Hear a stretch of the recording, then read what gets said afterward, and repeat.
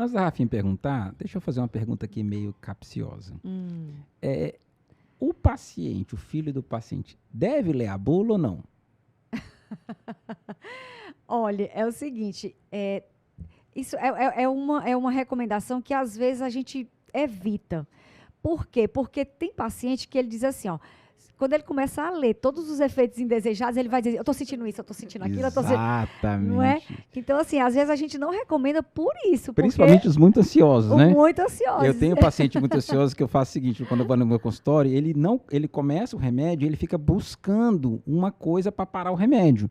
Porque ele, né, fica... Então, aí eu faço uma relação de confiança com ele, aperta, nós vamos fazer o seguinte, eu vou cuidar da senhora. Então, se a senhora sentir qualquer coisa, a senhora vai me ligar. Aí eu dou a amostra para ela e arranco a bula. Tiro a bula fora. Entendeu?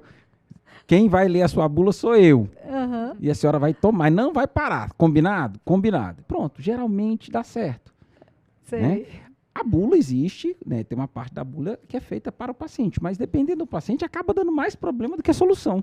Doutor Alexandre, deixa eu só lhe dizer uma coisa também. Infelizmente, a gente tem as nossas bulas, elas não são revisadas periodicamente. Então, tem informação... E nem são escritas para o paciente ler. Exatamente. Aí você tem informações lá que não tem nada mais a ver. Não tem nada mais a ver. Então, assim, é muito ruim para o paciente. Aí ele olha aqueles nomes técnicos, aí ele começa a pesquisar no Google, aí é o doutor Google, né? E aí ele começa a sentir um monte de coisa e a gente não recomenda. Agora, por exemplo, no caso dos colírios, que é uma coisa que muitos idosos utilizam, principalmente para a questão do ressecamento, né? Geralmente, a maioria dos medicamentos tem duas validades. Tá, o que é essas duas validades?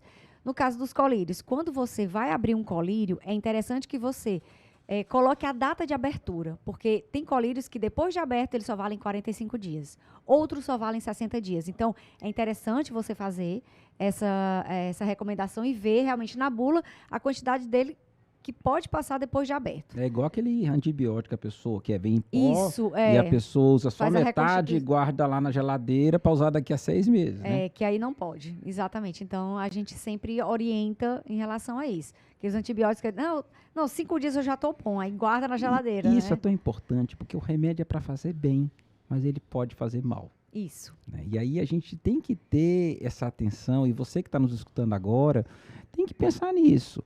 Você precisa ter uma boa orientação farmacêutica, médica, sobre as medicações que você usa. Porque se você não usa direito, aquilo que deveria estar lhe fazendo bem, pode lhe fazer mal.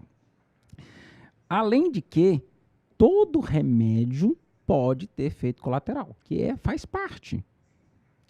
Todo remédio pode ter seu efeito colateral. Então, não tem assim, o que serve para Beltrano pode não servir para Cicrano, que é outro problema, que aí é a farmacogenética. Isso. Então, nós temos uma série de variáveis que vão estar ali fazendo com que aquilo dê certo ou não. Uma das coisas que eu sempre recomendo é que você consiga ter um vínculo com um profissional que lhe auxilie nessa hora. Então, todos os pacientes que vão ao meu consultório, ou que eu atendo por teleconsulta, ou vou no domicílio, todos eles têm meu celular. Todos eles. Por quê? Porque se acontecer qualquer coisa, eles têm um canal de diálogo. Só que, infelizmente, muitas pessoas não têm esse acesso. Não. Aí, paciência, a gente tem que fazer o melhor possível. Vai no posto, conversa com o médico e tudo. E entender que nem todos os remédios estão adequados para os idosos. Então, por exemplo, hoje, no posto de saúde, você tem a gliclazida para diabetes e você tem a glibenclamida. A glibenclamida, hoje, é um medicamento que não deve ser usado para idosos. É um remédio proscrito, porque ele dá muita hipoglicemia. E você tem 2 remédios gratuitos no posto. E muitas vezes o médico, que não está informado, acaba prescrevendo a glibenclamida e não a gliclazida.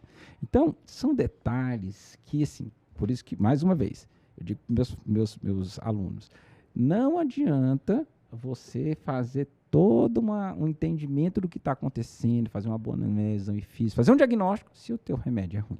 Isso. Se o teu remédio é ruim. E depois aí vem, e se não tomando direito? E aí não toma direito e a coisa vai desandando. Mas eu acho que, assim, o médico, claro que o farmacêutico é fundamental, mas o médico tem que se responsabilizar por isso.